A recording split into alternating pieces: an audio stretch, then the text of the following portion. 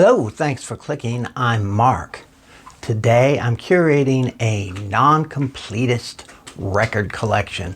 I got this idea from Michael at Clash City Rocker. I'll link to him below in the video that he posted that made me want to do a response video. He never calls it a thread, but this could easily be a thread. And the concept is, instead of getting every record by all the artists that you love, that you reduce your collection down to one album from all your favorite artists and bands. So it could be the most records you have from a band. Pick one. You get one choice.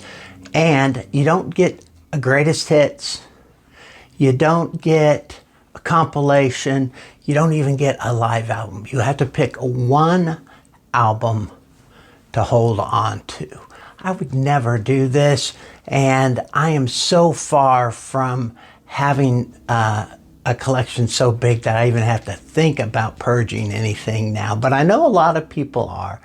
But let's get into this, and I think you'll see the concept. Again, I'm linking to Michael, Clash City Rocker, below. Watch his original video, and I think it would be fun if people would respond to this.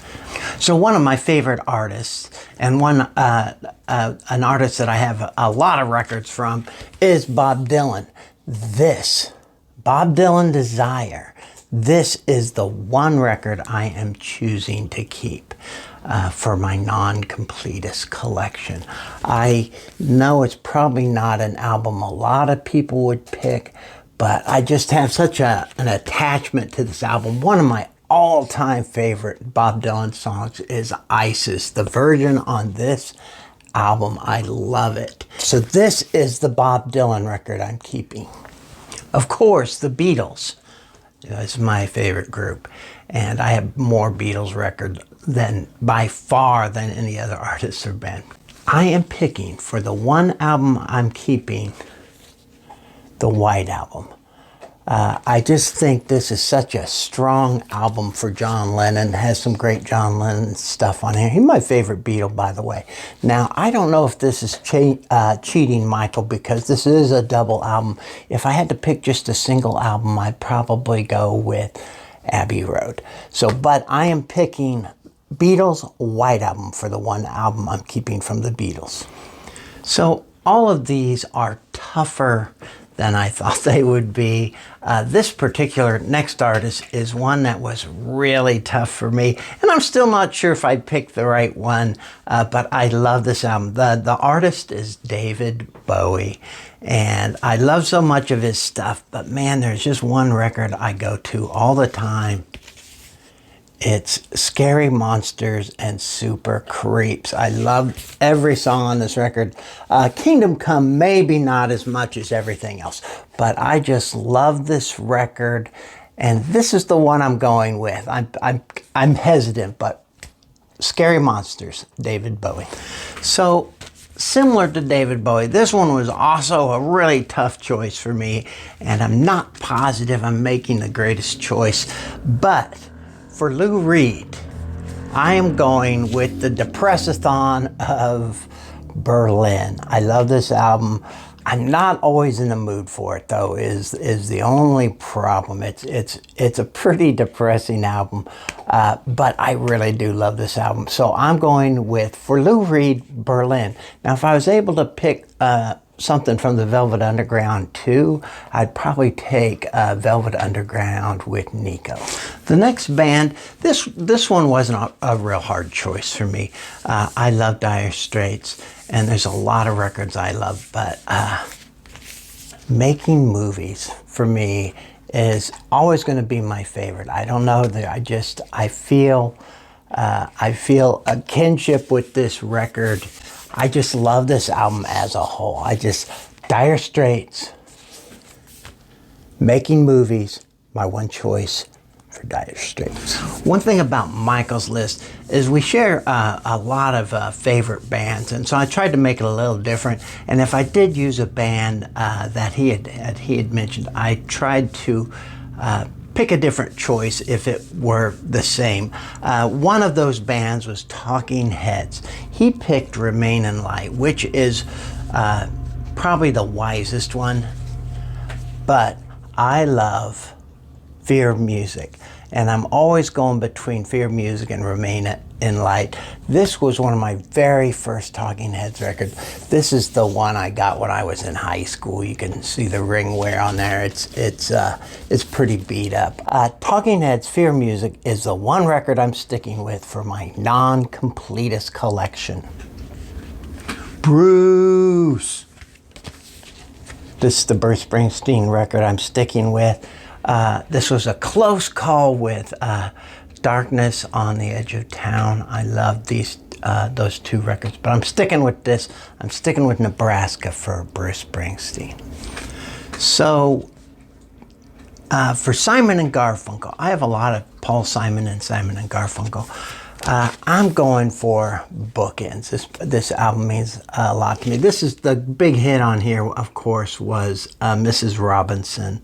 But I love all the songs on here. Hazy Shade of Winter, Punky's Dilemma, America is on here. I just love this album. It's an album from my youth. If I were allowed to also take a Paul Simon album, I'd probably do the obvious choice and take Graceland. Now, this next band is also one I've struggled with, The Doors. I have decided to go with their debut album, The Doors. It has such classics on it. Break On Through, Soul Kitchen, probably one of my all-time favorite. Peace Frog is probably my favorite, but this Soul Kitchen is right up there.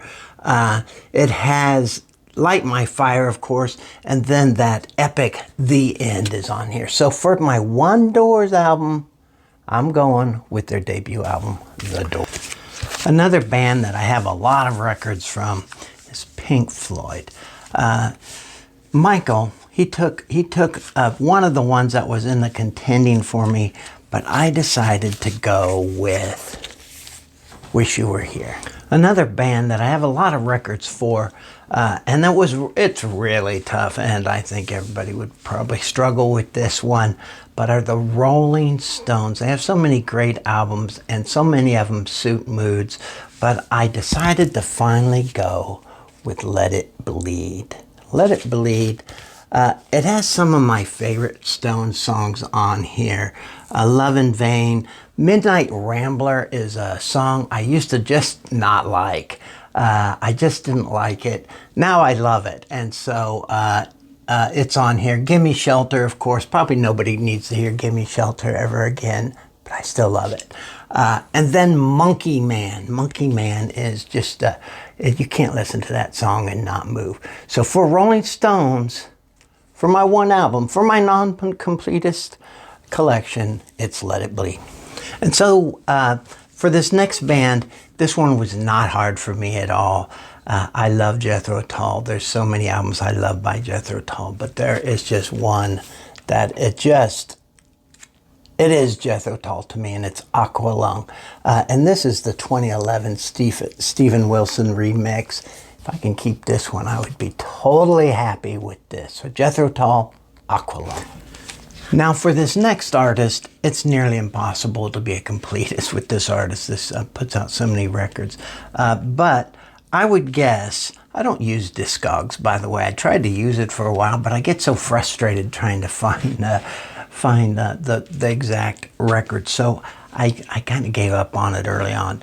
But I would guess Neil Young, after the Beatles, is probably the second artist I have the most records from.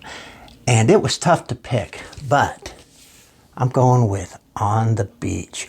On the Beach, I just, it has, when I was in junior high school, Walk On, man, I just sang that to myself constantly. Revolution Blues, the kind of Charlie Manson song, Motion Pictures, Ambulance Blues. This just has some epic songs on it, and I love it.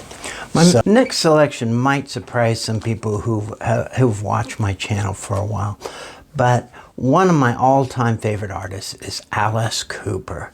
And everybody's heard my story of how Alice Cooper, Welcome to My Nightmare, was the first record I ever bought. I talk about it constantly. I've shown it a zillion times. But if I were to pick an Alice Cooper record, I would probably pick Alice Cooper, Billion Dollar Babies. This was before Alice went solo, has the full band with him. Alice Cooper, the Alice Cooper group was just such a powerful group. I love the Alice Cooper solo stuff, but man, that Alice Cooper group, just a powerful band, just the musicianship, everything about this album I love. So for Alice Cooper, I'm going with Billion Dollar Babies. This next band is,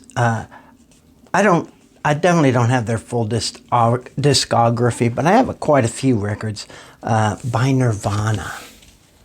But I'm going with In Utero. Now, if I were able to take a live record, I would have taken the Unplugged. But Nirvana, In Utero, this is the one I'm going with. Now, this next band, I have, just about their full discography. I'm sure I don't have everything. I came to love the Smiths, and I'm still most impressed with the first record I ever heard, and that is Meat is Murder. I've talked about this record before.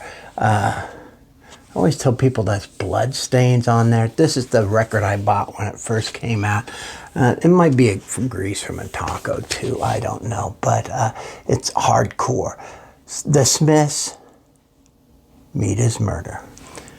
And for another artist that I have a lot of records from, it is Tom Waits. And this is another tough one, but I finally settled on Rain Dogs. This is another one of the earlier albums that I listened to. It's not the first or even the second, but it might have been the third.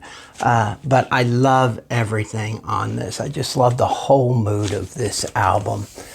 Tom Waits, Rain Dogs, for my non-completist record collection. Now, I'm going to end now. There's a lot of other albums. I didn't want this to go on forever, but you get the idea. It'd be cool. It would be cool if you did this too. Or just go to Clash City Rocker and put your comments in there and list some of yours.